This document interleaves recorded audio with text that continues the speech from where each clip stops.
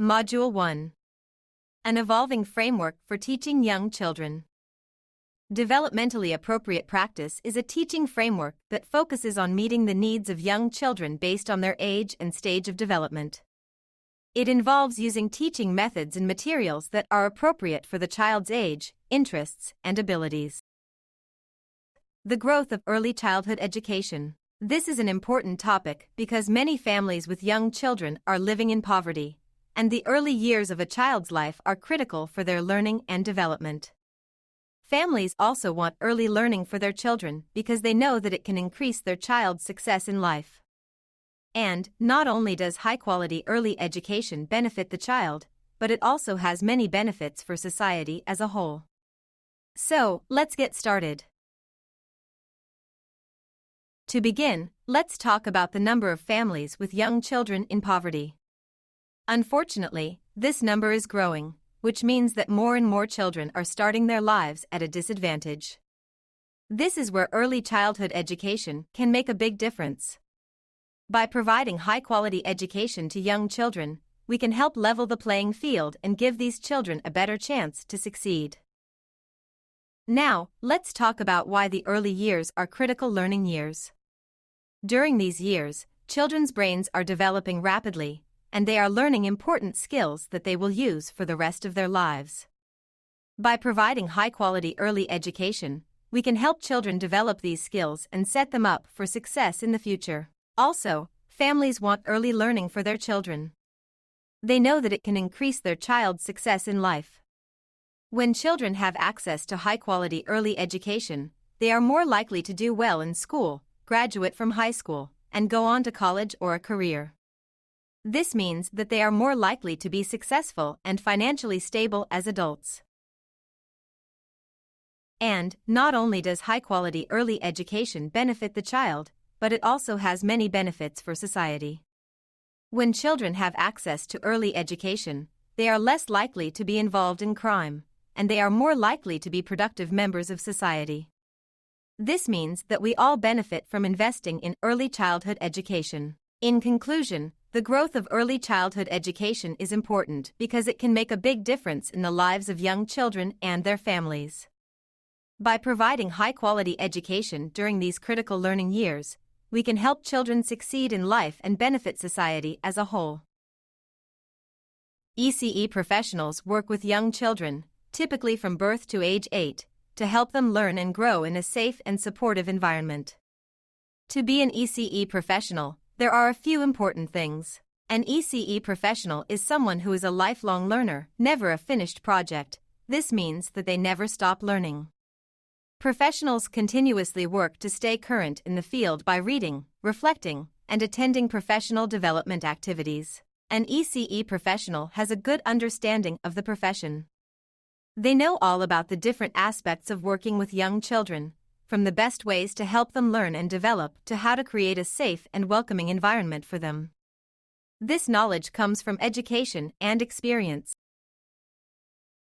An ECE professional is familiar with the standards of practice in the profession. These standards are guidelines that ECE professionals use to make sure that they're doing their job in the best way possible. By following these standards, ECE professionals can make sure that they're providing the best possible care and education for the children they work with. Finally, an ECE professional is familiar with the Code of Ethical Conduct created by the National Association for the Education of Young Children, NAEYC. This code sets out the values and principles that ECE professionals should follow in their work. ECE professionals need to follow this code to ensure that they're doing their job ethically and responsibly. Families are children's first teachers. Families play a very important role in a child's life. They have the greatest influence on a child's development and are also an important element of children's education. This is because families are usually the first people that children interact with. They learn how to communicate, behave, and think from their families. Now, there are also people called early childhood education (ECE) professionals. These are teachers and caregivers who help children learn and develop.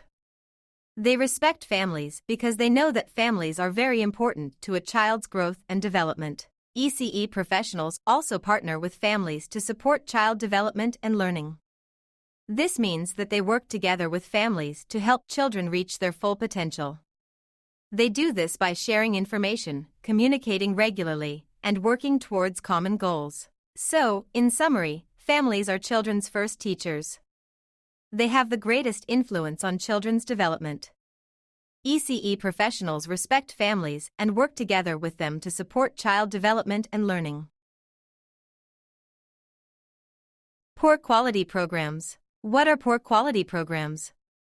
Well, these are programs that are not very good at providing care and education for children. They might not have enough trained staff, or they might not have good facilities or materials for the children to use. Now, why is it important to have good quality programs for children? Well, if children are in a poor quality program, they might have some problems. For example, they might have increased behavior problems, which means that they might be more likely to misbehave or act out. They might also have poor academic progress, which means that they might not do as well in school as they could if they were in a better program. And they might have poor social skills, which means that they might not know how to interact with other children very well. Now, some families might think that they can compensate for the bad effects of a poor quality program by spending more time with their children at home. But unfortunately, this might not be enough. Children spend many hours in these programs, and the effects of a poor quality program can be very hard to overcome. So, it's really important to make sure that the programs that children are in are of good quality. That way, they can have the best possible start in life and be happy, healthy, and successful. High-quality programs. These are programs that are designed to help children grow and develop in the best possible way. This can include things like warm relationships with adults and other kids, safe and healthy classrooms, and stimulating activities that help you learn and explore. When you're in a high-quality program, you can expect to have teachers who are well prepared and paid fairly for their work. You'll also be in a group with a small number of other children, so you can get plenty of attention and support from your teacher. One of the great things about high-quality programs is that they involve your family in the learning process.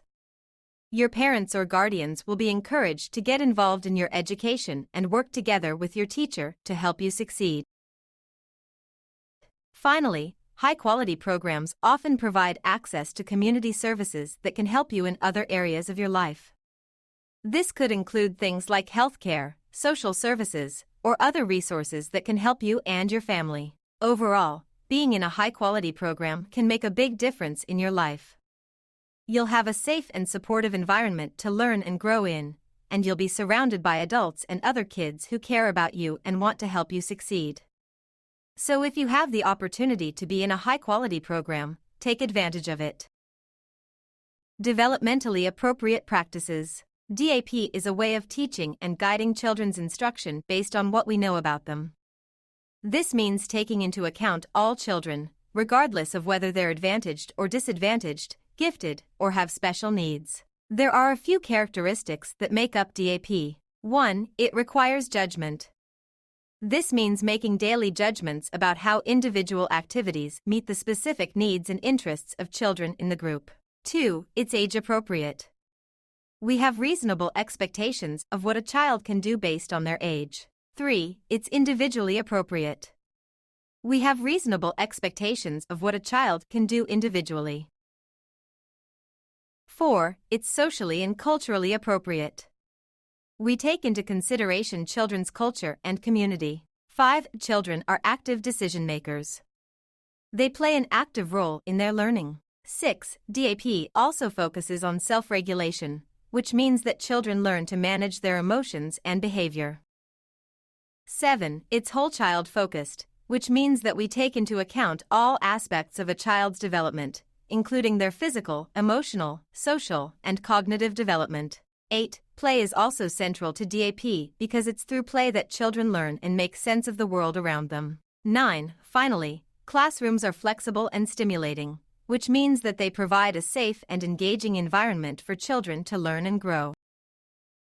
5 key goals of DAP. DAP is a way of teaching that focuses on creating a learning environment that is suitable for each child's individual developmental needs. 1. The the first goal of DAP is to create a caring community of learners. This means that we want to create a classroom environment where all students feel welcomed, supported, and respected. We want to create a positive and safe space for everyone to learn and grow. 2. The second goal is to teach in a way that enhances development and learning. This means that we want to use teaching strategies that match each child's individual needs and learning style. We want to create activities and lessons that are challenging and engaging, while still being appropriate for each child's developmental level. 3. The third goal is to plan an appropriate curriculum. This means that we want to plan activities and lessons that are relevant and meaningful to each child's experiences and interests. We want to use a curriculum that is flexible and adaptable to the needs of each child. 4. The fourth goal is to assess children's development and learning. This means that we want to use a variety of assessment tools to understand each child's strengths and areas for growth. We want to use assessments to guide our teaching and to create individualized goals for each child. 5. Finally, the fifth goal is to develop two-way relationships with families. This means that we want to work together with families to support each child's learning and development. We want to communicate regularly with families to share information about their child's progress and to involve them in their child's learning. Reggio Emilia approach. Reggio Emilia's approach is a teaching method that originated in Italy. This approach is based on several key characteristics. 1. Firstly, teachers carefully observe children to learn about their interests and understandings. This means that teachers pay close attention to what children are curious about and try to create opportunities for them to explore these interests further. 2. Secondly, children investigate projects that may last several weeks. These projects are based on the interests and questions that the children have, and they involve hands-on, experiential learning.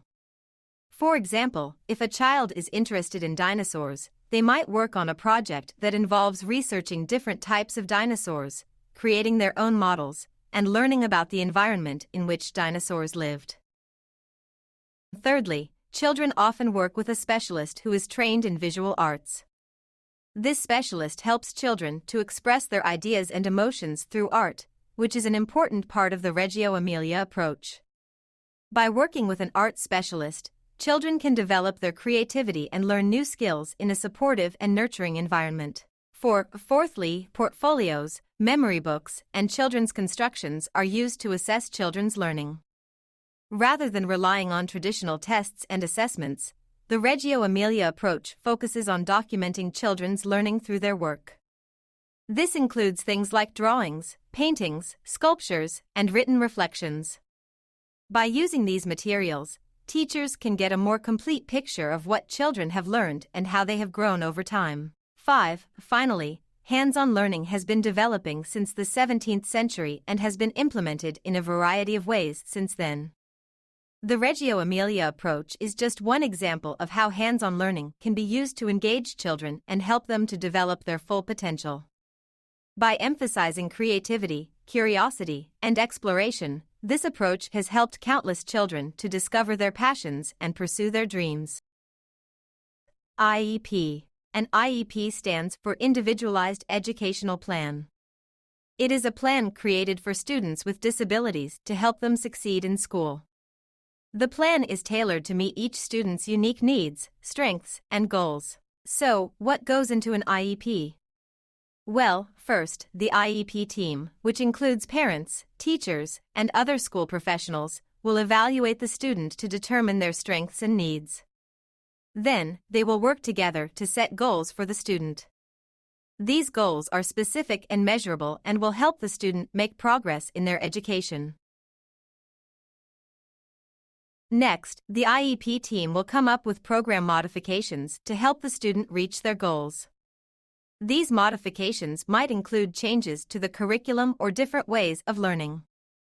For example, a student with a reading disability might need extra time to complete reading assignments or might benefit from audiobooks. Finally, the IEP team will determine what special education services the student needs.